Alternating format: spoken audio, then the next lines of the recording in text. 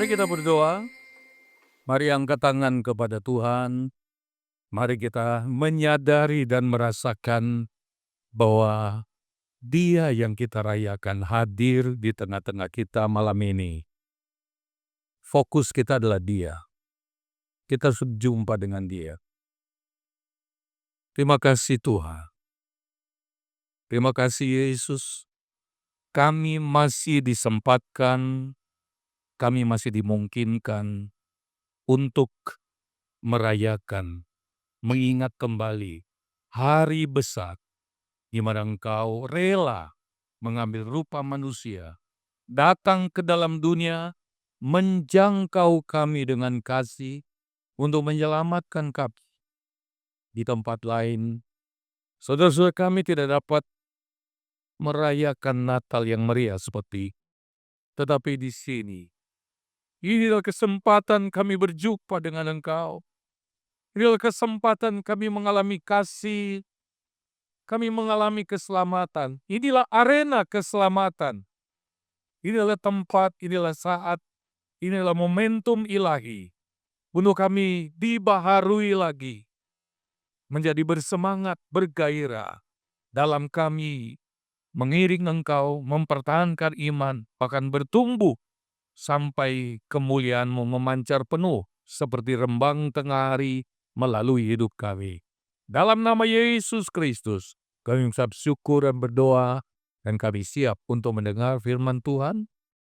Kau urapi hamba-Mu. Haleluya. Amin. Puji Tuhan. Beri kemuliaan bagi Tuhan. Ya, lebih lagi. Lihat kiri kanan, apa benar dia lagi merayakan Natal atau lagi merayakan kesedihan? Kayaknya wajah-wajah memang penuh persoalan ya. Tapi percaya yang malam hari ini akan ada kuasa jamahan Tuhan. Terima kasih Bapak Gembala dan panitia. Kalau nggak salah ketiga kali beliau mengundang saya ke Ungaran ini ya. Di hamba-hamba Tuhan 2 kali, dan kali ini di tempat ini. Ya, kepada hamba-hamba Tuhan yang lebih senior dari saya, perkenankan saya berdiri di sini. Saya dengan istri, Esther ini, saya Pendeta James Muaya. Ada teman saya ini, monggo berdiri supaya dikenal. Istri, ini Pak Beren Sorongan dari Bogor, yang mungkin satu waktu akan ada di Ungaran, dan Saudara akan berjumpa dengan beliau untuk sebuah pelatihan atau seminar-seminar ya. Tepuk tangan buat hamba Tuhan. Walaupun bukan pendeta, tapi beliau juga hamba Tuhan. Ya, siapa yang hamba Tuhan di sini? Angkat tangan. Oh, yang enggak angkat tangan hamba siapa ya? Ya, baik. Tema malam hari ini, saya ini dianiaya, dikirimi jadwal acara, saya cuma dikasih waktu 35 menit, ya. Ya saya akan berlari kencang, semoga tidak terjerembab, ya. Temanya adalah kasih dan keselamatan. Kita langsung baca Matius 1 ayat 21 sampai 23. Kita berdoa, kira-kira Tuhan mau kasih apa, saya ngalir saja ya. Ya, saya ini pengajar, pembicara, satu sesi bisa 1,5 jam, lalu saya disuruh bicara lengkap tentang sesi ini dikaitkan dengan keluarga. Ini penganiayaan besar, belum masa antikris. Puji Tuhan. Kita buka Matius 1 ayat 21 sampai 23. Ya, kalau sudah keluar di layar kita baca dengan suara anak Tuhan yang sudah dimerdekakan. 2, 3. Ia akan melahirkan anak laki-laki, dan engkau akan menamakan dia Yesus, karena dialah yang akan menyelamatkan umatnya dari dosa mereka. Hal itu terjadi supaya genaplah yang difirmankan Tuhan oleh Nabi. Sesungguhnya anak darah itu akan mengandung dan melahirkan seorang anak laki-laki, dan mereka akan menamakan dia Immanuel, yang berarti Allah menyertai kita. Saya tambah Yohanes 3:16 ayat yang sudah terkenal. 2, 3. Karena begitu besar kasih Allah akan dunia ini, sehingga ia telah mengaruniakan anaknya yang tunggal, supaya setiap orang yang percaya kepadanya tidak binasa, melainkan beroleh hidup yang kekal. Baik. Oke, kita mau bicara kasih dan keselamatan, tapi bukan dua hal ya. Menurut saya ini satu paket. Tidak akan ada keselamatan tanpa kasih. Jadi kasih yang menyelamatkan, kira-kira begitu. Hari ini kasih itu tetap menyelamatkan. Menyelamatkan dari apa? Dari ayat yang kita baca tadi, menyelamatkan dari dosa, lalu menyelamatkan dari kebinasaan akibat dosa. Amin. Tapi ada satu lagi ya, supaya dikatakan dalam ayat ini beroleh hidup yang kekal. Jadi keselamatan itu satu paket. Ada apa di dalam hidup yang kekal? Saya ingin mengatakan, memastikan supaya saudara pegang, saudara berlakukan keselamatan dalam hidup saudara. Selamat apa saja? Tadi, selamat dari dosa. Berapa banyak orang Kristen yang masih terikat dengan dosa? Dosa kita bukan hanya cukup diampuni. Kita tidak hanya cukup pengampunan dosa. Kita harus dilepaskan dari ikatan dosa. Yang amin cuma 2 orang ya, nggak apa-apa. Ya oke. Sekali lagi, orang Kristen, orang percaya bukan hanya diampuni dosanya, tetapi harus dibebaskan dari perbudakan dosa, karena dosa itulah yang menghalangi berkat Tuhan. Dan kasih karunia Allah cukup untuk melepaskan kita. Ya. Yang berikutnya, kalau kita sudah diselamatkan, dibebaskan dari dosa, itu berarti kita juga dilepaskan dari kutuk dosa. Kita tiap bulan, di sini tiap bulan perjamuan kudus ya, Bapak Gembala. Tiap minggu. Itu apa itu perjamuan kudus? Cuma peringatan? Oh no. Perjamuan kudus itu begitu kita melakukannya, kita sedang memberlakukan kebenaran dari keselamatan itu, kebenaran dari karya Kristus. Kita sedang mengatakan terjadilah dalam hidupku, kita sedang mengatakan kutuk dosa dipatahkan, dihancurkan, dan sebagai gantinya berkat yang menjadi satu paket dari keselamatan itu turun dalam hidup kita. Kenapa ini terjadi? Karena Allah sangat mengasihi kita. Tuhan mengasihimu. Saya sangat berdosa, Pak. Saya banyak mengkhianati istri, mengkhianati suami, atau saya bergaul terlalu bebas, Pak. Hari ini kalau engkau merendahkan diri, kasih Allah menjangkau sejauh engkau jatuh ke dalam, bahkan sejauh engkau pergi meninggalkan Tuhan, tangan kasihnya tetap sanggup menjangkau. Ini berita utama Natal malam hari ini. Itu semua karena kasih-Nya yang besar atas kita. Sekarang kita mau masuk ke pembahasan tentang kasih. Saya tadi, ya ada begitu banyak acara, selesai dengan Pak Beren pergi ke sebuah resto, tempat acara yang kita akan buat, pulang saya tiduran, lalu kemudian saya tanya Tuhan, penekanan yang paling banyak yang mana Tuhan? Ternyata Tuhan berkata begini, kasihku masih menyelamatkan bagi yang mau diselamatkan. Terutama dalam konteks keluarga, sekarang ini kasih ini sebenarnya merosot. Dan itu nanti sampai ke dalam gereja. Orang-orang Kristen mulai kekurangan kasih. Menggenapi nubuat firman Tuhan, kasih akan menjadi tawar. Tapi bukan karena ini firman Tuhan lalu kita ketawa-ketawa, oh iya, saya mengalami kegenapan firman. Ya, kalau di dalam dunia ya, tetapi di dalam gereja kasih ini tidak boleh tawar. Haleluya, haleluya. Ada 4 macam kasih, saya coba jelaskan.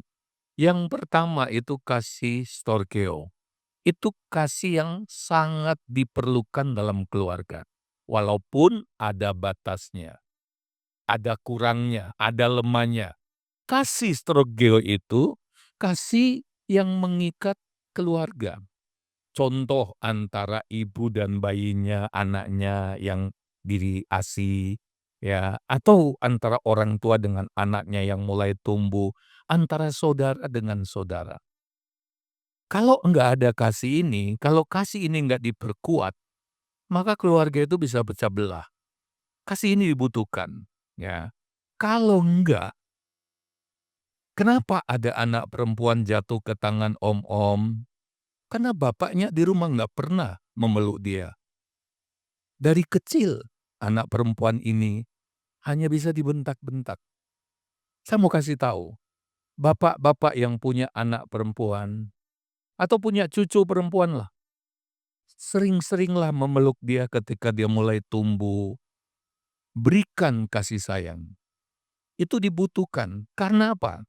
Ada satu hormon di dalam tubuh manusia yang akan dibangkitkan oleh pelukan, oleh doa sambil tumpang tangan, oleh hubungan orang tua dan anak.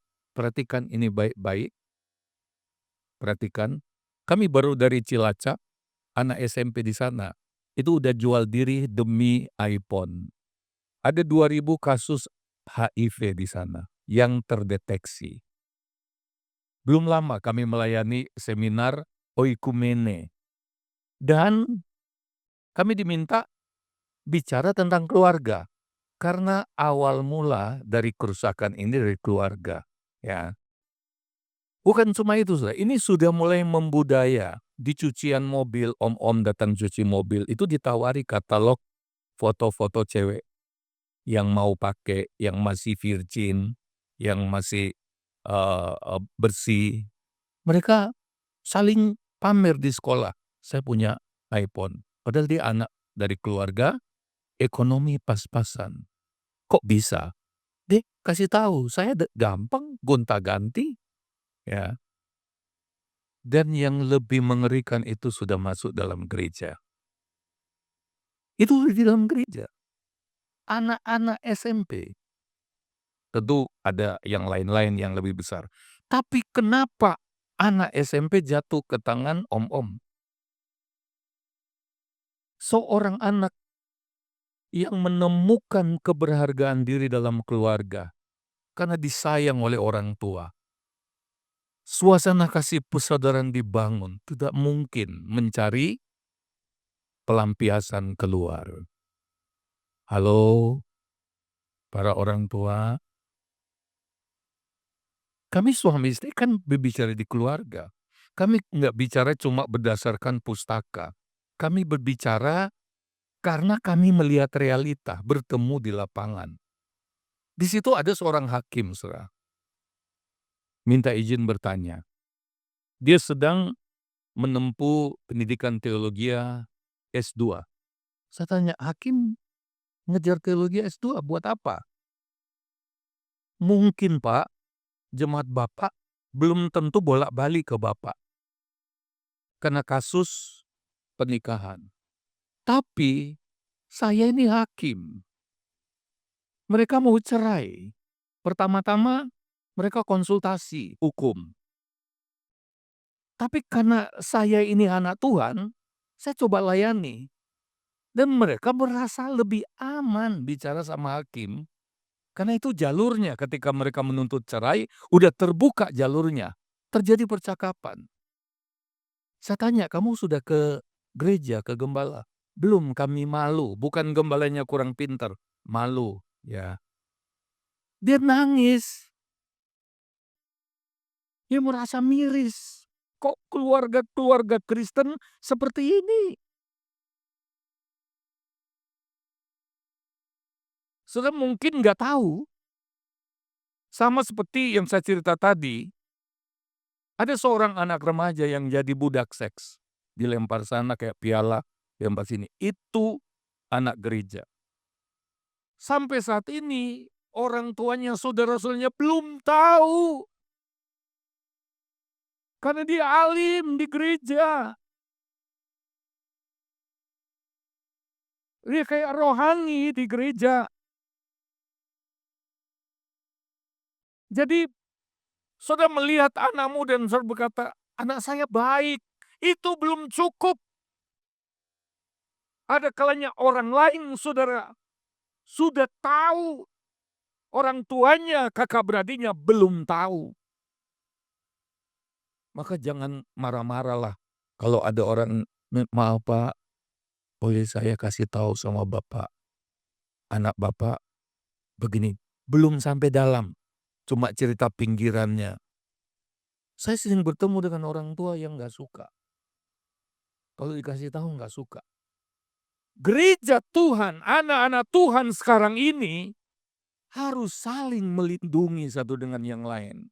Lambuk saling terbuka saja, nggak usah malu.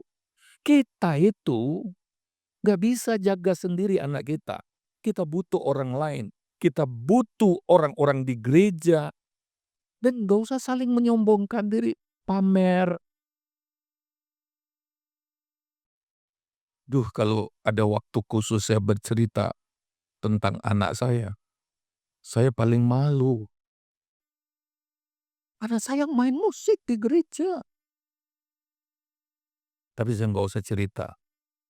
Itu mengerikan. Siapa yang menduga anak pendeta? Siapa yang menduga? Dia punya problem. Iblis sedang menghancurkan generasi penerus. Ayo, bangkitkan kembali kasih. Jangan mengasihi handphone lebih daripada mengasihi anak-anakmu. Halo? Coba bilang begini, kena deh.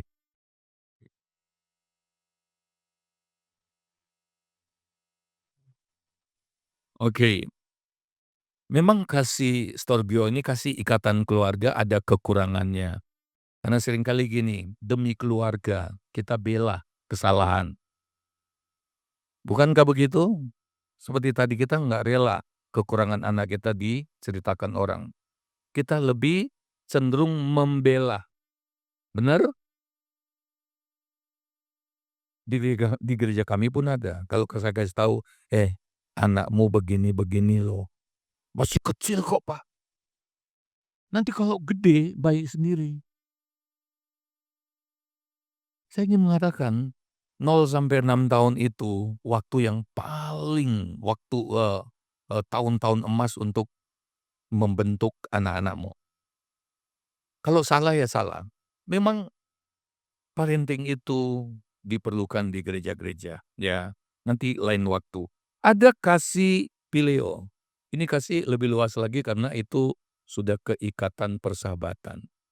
Ya, ini juga perlu.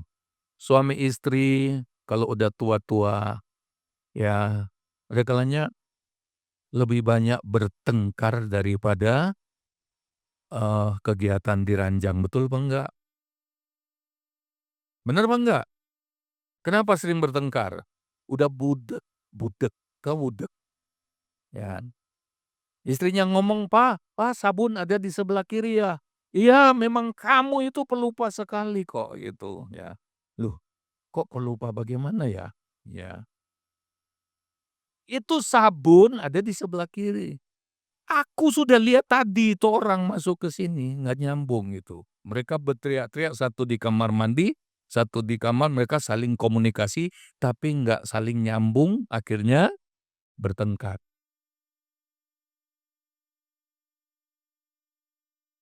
Ada yang begitu di sini? Udah budek, pikun lagi, itu perlu mediator. Anak-anak harus jadi mediator. Haleluya. Nah, di situ kasih yang lain itu, kasih eros itu sudah nggak begitu dominan. Suami istri yang udah mulai tua, siapa lagi yang mau berteman denganmu kecuali pasanganmu? Bener apa enggak? Apalagi, maaf ya, mulai beser. Mau pergi ke toilet, belum nyampe toilet sudah cret-cret, aduh. Saya pernah minta kekuatan dari Tuhan. Kenapa? Saya duduk di sebelah teman saya, sudah cukup lansia. Dia tanya kiri kanan nggak ada yang jawab, saya yang tahu, "Pak, di mana toiletnya?" "Oh, di sebelah sana." Saya antar, "Nggak usah." Pulang-pulang sudah mampu pesing, karena nggak nyampe toilet sudah keluar. Lah siapa yang mau berteman dengan orang yang mampu pesing? Hanya pasangan nikahmu. Maka jangan suka ngelirik. Kenapa kalau udah tua, matanya kabur, kenapa? Supaya sudah nggak lihat-lihat yang lebih muda, supaya bapaknya hanya lihat istrinya saja. Kalau yang jauh, wes ora ketok wes. Kenapa? Tuhan sudah atur. Kenapa pendengaran tuh jadi budek? Supaya nggak kena rayuan gombal. Lah memang udah tua, jangan percaya kalau ada orang bilang, "Ah, ini macan, oma cantik." Jangan percaya. Maka kasih pilio ini juga diperlukan dalam keluarga. Amin. Perlu nih, saling mengerti. Kalau ada unek-unek dalam hati, siapa yang mau dengarkan kita? Yang bisa dengarkan kita walaupun dia juga sudah budek adalah pasangan kita. Yang ngerespon walaupun marah-marah, dia yang respon. Lalu kasih eros. Kasih eros perlu apa enggak dalam rumah tangga? Supaya keluarga tetap selamat. Kenapa kasih eros perlu? Karena itu walaupun ada jeleknya, itu kasih yang egoistik. Kasih eros itu kebutuhannya yang besar ada di diri kita dan orang lain yang harus menjawab. Tapi dalam pernikahan memang begitu, harus saling melayani, benar? Benar apa enggak? Kenapa sering terjadi perselingkuhan? Kemarin di Cilacap salah satu penyebab sekarang yang naik ke peringkat 1 ekonomi, ya. Tapi yang kedua, ketidakpuasan kasih eros. Kenapa nggak puas? Pada waktu masih pacaran dandanannya bagus. Begitu sudah laku wes entuk pasangan, ala kadarnya, ya. Ora nggak mandi 2 hari ora popo, apalagi musim dingin. Kasih eros harus dipelihara Bapak Ibu, anak-anak muda tutup telinga kalau dengar ini ya. Daya tarik fisik, apalagi kalau masih produktif, hormonnya masih tinggi. Tapi ingat ya, kasih eros ini dirawat. Kalau ada masalah, aduh masih usia produktif, maaf, kok sudah loyo. Jangan-jangan kurang mengkonsumsi, ya, makanan-makanan tertentu yang bisa membangkitkan eros. Halo? Loh, kalau eros nggak pernah diberdayakan, cepet keriput juga. Loh, saya juga belajar itu loh. Cepet keriput, karena apa? Hormon-hormon yang berkaitan dengan eros itu, kalau sering diproduksi, itu menghaluskan wajah. Jangan dikira cuma bapak-bapak, bapak-bapak itu 1 kali 24 jam itu, ya, umumnya mayoritas, mungkin nggak semua, kalau nggak semua mungkin nggak normal.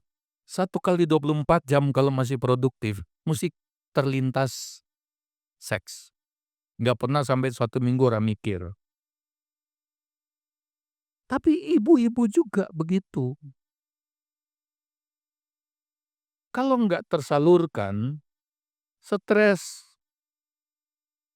kopinya dicicipi pahit ora, manis ora. Padahal suaminya kepinginnya pahit atau kepinginnya manis, nggak jelas, ya. Masakannya biasanya pas, sekarang keasinan. Saya dulu tanya kenapa ya, orang bilang, "Oh, ini makanan keasinan berarti kepingin kawin," katanya. Saya bilang, "Kok nggak ada hubungannya?" Ya mungkin karena stres dia kelebihan garam.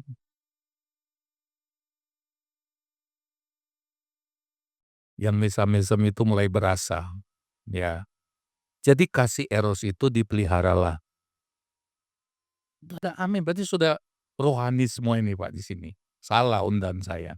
Kasih eros itu harus dipelihara. Tapi itu eksklusif. Tingkat tertinggi dari kasih eros, nggak boleh dibagi sama yang lain. Makanya hati-hati. Kasih eros itu nggak datang tiba-tiba.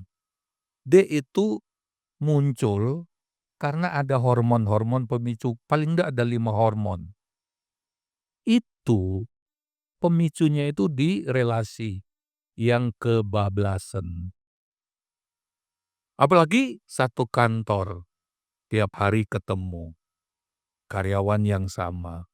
Tahu-tahu sudah nggak pulang rumah. Karena apa? Nggak tahu batas-batasannya. Kasih eros itu kayak api, terlalu dekat kebakar.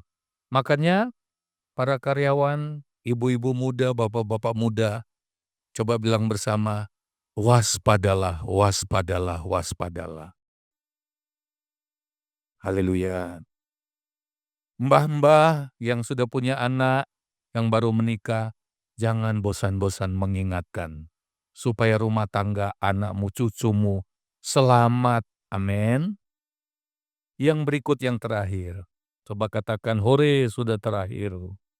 Ya, saya kan kerjanya ringan kan? Kasih yang terakhir itu kasih agape. Berkaitan dengan Natal, saya menemukan keluar biasaan kasih Allah itu. Kenapa? Kasih Allah itu dinyatakan pertama kali di keluarga yang sederhana. Keluarga Yusuf dan Maria itu bukan keluarga terpandang. Nggak ada garis keturunan nabi, nggak ada garis keturunan imam, nggak.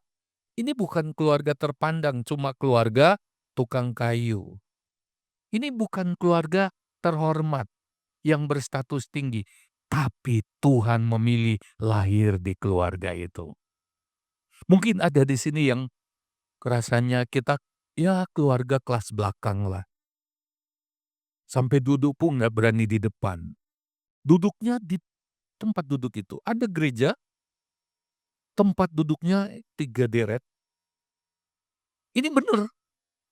Deret tengah orang-orang kaya, deret pinggir sebelah generasi muda, deret sebelah sini orang-orang kampung yang status ekonominya rendah.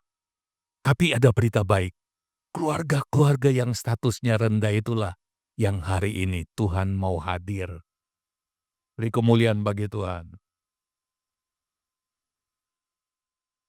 Yang berikut, Nazaret itu tadi Galilea kan? Dalam Injil Yohanes sampai dikatakan begini, begitu Yesus muncul, mereka terheran-heran. Kok bisa? Kok dia itu lebih pintar? Cara dia menerangkan, kok hebat sekali. Lalu sampai terucap oleh orang-orang waktu itu, apa ada yang baik keluar dari Nazaret? Nazaret itu di sebelah utara Israel, letaknya di Galilea. Dalam Matius pasal yang keempat, kalau nggak salah atau pasal 5, itu Galilea itu negeri yang dinaungi oleh maut, dibayang-bayangi oleh maut. Dalam kegelapan karena apa? Letaknya di utara, musuh-musuh bangsa lain yang memusuhi Israel, apabila mereka akan menyerbu Israel, ini dilindas dulu. Makanya Galilea, di mana Nazaret itu ada, itu negeri yang dinaungi oleh maut. Sewaktu-waktu mereka bisa dicincang. Tetapi kita lihat, Yesus setelah dia beritakan habis dibaptis Yohanes Pembaptis, kemudian dia beritakan kerajaan Allah sudah dekat, dia bergeser ke Galilea. Lalu di ayat Matius pasal yang kelima itu, pasal yang keempat itu, dia kembali lagi ke Galilea. Dan di situ diberitakan begini, negeri yang dinaungi maut, yang hidup dalam kegelapan, telah menerima, telah melihat terang yang ajaib. Negeri yang nggak kepake, negeri yang nggak kepandang, tetapi Tuhan memilih datang ke sana untuk bawa terang. Walaupun dunia makin gelap, saudara tinggal di pojok manapun, kurang strategis, mau buka usaha apa di sini, rumahku di pojokan, masuknya saja gang sempit. Tapi firman Tuhan berkata, Yesus juga mau datang ke rumahmu di sana. Beri kemuliaan bagi Dia. Haleluya! Jadi hari ini perhatikan, dengar baik, taruh dalam hati, Yesus mengasihi kita semua. Dan Yesus datang untuk menyelamatkan. Mungkin ada di sini rumah tangganya sudah nggak enak, sudah nggak harmonis, sudah nggak jelas rasanya, nggak rasa surga, nggak rasa neraka, ya. Aneh rasanya begitu. Sudah mati rasa kira-kira begitu. Kalau rasanya masih hidup kan masih, wah ini rumah tangga kita rasanya neraka, yuk kita perbaiki. Ya. Tapi kalau sudah mati rasa, rumah tangga sudah neraka nggak sadar gitu. Tapi sekarang, mari undang Yesus, akan ada keselamatan besar terjadi dalam keluargamu. Di dalam keselamatan itu ada selamat dan sejahtera, ada selamat bersukacita, ada selamat disembuhkan, ada selamat dan sukses. Di dalam keselamatan itu paketnya lengkap. Karena Tuhan berkata, firman Tuhan berkata, kalau Yesus anaknya yang paling Dia kasih, Dia mau berikan pada kita, apalagi semua yang kita butuhkan, Dia pasti berikan. Yang penting, Yesus hadir dalam keluargamu, dan Dia betah tinggal dalam keluargamu, maka berkat-berkat yang lain pasti turun atas hidup kita. Musik boleh maju ke depan. Cukup ya, Pak Revo, haleluya. Kita akan ikuti acara selanjutnya. Haleluya. Hari musik maju ke depan. Haleluya, puji Tuhan. Haleluya, terima kasih Tuhan. Terima kasih Tuhan Yesus, terpujilah nama-Mu Tuhan. Engkau ada di tengah-tengah kami, mari angkat tanganmu ke atas, haleluya. Singers boleh maju. Haleluya. Dia ada di tengah-tengah kita. Amin Tuhan, amin. Amin Tuhan Yesus. Mari kita sembah Dia, sembah Dia, sembah Dia. Haleluya. Haleluya. Oh, mari bangkit berdiri di hadapan Tuhan. Haleluya.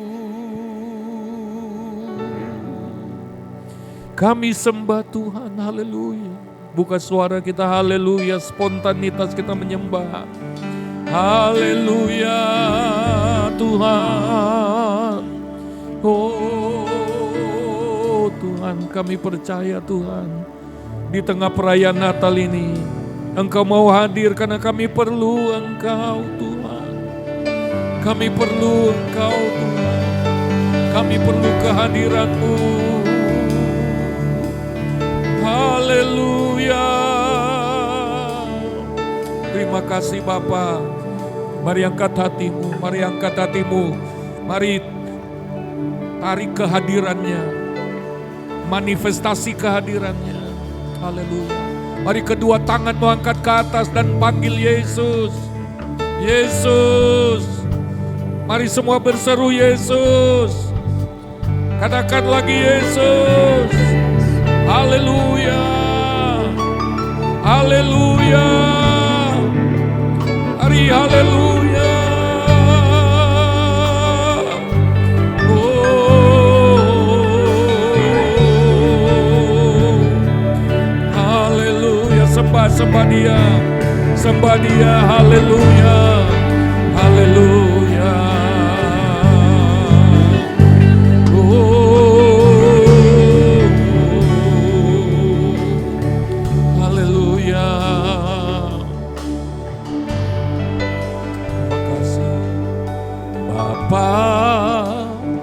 sentuh hatiku, ubah hidupku menjadi yang baru, bagai emas yang murni.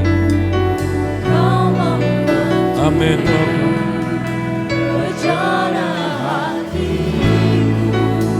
Oh Bapa, ajarku mengerti sebuah kasih yang selalu memberi, bagai air mengalir yang tiada berhenti.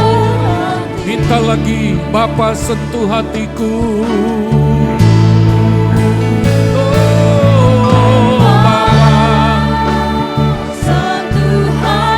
Amin Bapa. Haleluya. Menjadi yang baru, bagai emas yang murni. Haleluya Tuhan. Kau membentuk haleluya. Ajarku mengerti sebuah kasih yang selalu memberi, bagai air mengalir yang tiada berhenti. Jangan lewatkan malam ini. Kalau ada di antara kita yang keluarganya penuh luka, keluarganya penuh dengan masalah, jangan lewatkan malam ini. Ayo panggil nama Yesus di tempat engkau berdiri saat ini. Kalau berdekatan dengan pasanganmu, pegang tangan pasanganmu. Kalau engkau duduk berdekatan dengan istri atau suamimu, pegang tangannya, satukan hati dan sepakat. Pertama-tama minta hadirat Tuhan turun dalam keluargamu. Natal pertama bukan dibuat di gedung yang besar, bahkan Natal pertama terjadi di sebuah kandang. Dengarkan ini, betapa indah ketika engkau pulang di rumah. Mungkin lampu-lampu di rumahmu gak terlalu terang, tetapi tiba di rumah, hatimu terasa terang benderang, pengharapan dibaharui. Dia mau jamang engkau sekarang. Dia mau jamang engkau sekarang. Dia mau jamang engkau. Saya mau berdoa. Haleluya. Sungguh-sungguh kepada Tuhan. Haleluya. Mungkin ada yang sakit di keluargamu. Dengar baik. Dia tabib yang heran. Kalau dia hadir dalam keluargamu, dia sembuhkan yang sakit. Mungkin ada yang mengalami kesulitan ekonomi. Tuhan pun akan buka jalan bagimu. Yang penting dia jadi raja dalam keluargamu. Ada mujizat malam hari ini. Bagi yang percaya, mari minta Yesus hadir dalam rumahmu. Bukan mengunjungi rumahmu, tapi tinggal di rumahmu. Tuhan, engkau ada malam ini Tuhan. Semua yang hadir malam hari ini, semua engkau kenal satu persatu. Engkau lihat masalahnya satu persatu. Engkau lihat pergumulan mereka satu persatu. Dan engkau sanggup Tuhan dengan kuasa-Mu, dengan kasih-Mu. Engkau membawa mujizat-Mu terjadi dalam keluarga. Mujizat kesembuhan, mujizat pemulihan, mujizat kesatuan, kekokohan keluarga, mujizat ekonomi. Mari angkat tinggi tanganmu. Mujizat itu turun. Terima mujizat dalam nama Tuhan Yesus. Dalam nama Tuhan Yesus terjadi mujizat. Katakan amin yang percaya. Terjadi mujizat, terjadi mujizat, mujizat yang belum pernah engkau pikirkan, bahkan terjadi dalam hidupmu, dalam keluargamu. Bahkan gereja ini akan menjadi sebuah keluarga rohani yang kuat. Mulai dari Natal ini ada perubahan besar, karena ada terang yang besar yang bersinar, yang menerangi hidup kami semua. Terima kasih Tuhan buat firman. Dalam nama Tuhan Yesus, kami terima berkat Tuhan. Haleluya. Amin. Terima kasih.